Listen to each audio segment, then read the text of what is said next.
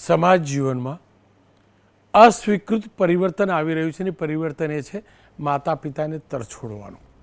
ગઈકાલે જ મેં આ જ મુદ્દે કાર્યક્રમ કરેલો અને એક માતાની વ્યથા રજૂ કરેલી કે દીકરી સંપત્તિની લાલચે સંપત્તિ પોતાના નામે કરીને માતાને કેવી રીતે પ્રતાડિત કરતી હતી અને માતાએ વૃદ્ધાશ્રમમાં જવું પડ્યું હતું. અનેક માતાઓને આ વ્યથા છે. લગભગ તમામ સમાજની વત્તા ઓછા ટકાવારીમાં આ તકલીફ છે.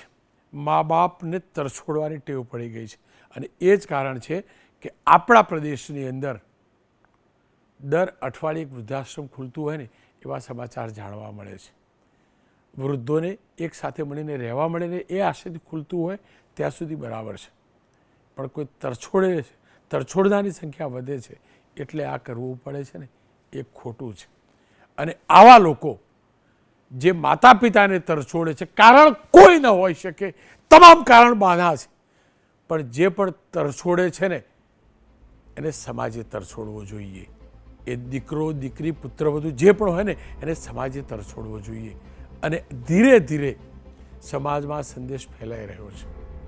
હર્ષ સંઘવી રાજ્યના નાયબ મુખ્યમંત્રી છે, તેમને આજે નિકોલની અંદર લેઉવા પાટીદાર સમાજના કાર્યક્રમમાં શું કહ્યું આ મુદ્દે એ સાંભળી લેજો. હું આજે આપ સૌને વિનંતી કરવા આવ્યો છું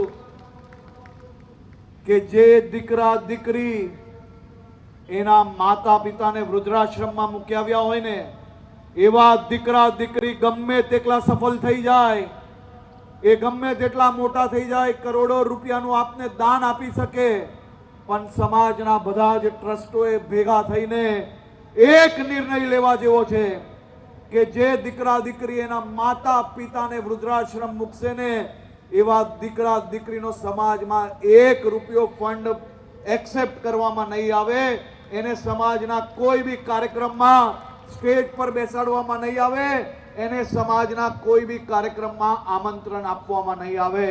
પછી જો કે કોઈ બી માતા પિતાને વૃદ્ધાશ્રમમાં મૂકવા જાય છે કે નથી જતા. સમાજે આ બાબતે સખ્ત નિયમો અને નિર્ણયો લેવા જોઈએ એવું મારું 100% માનવું છે.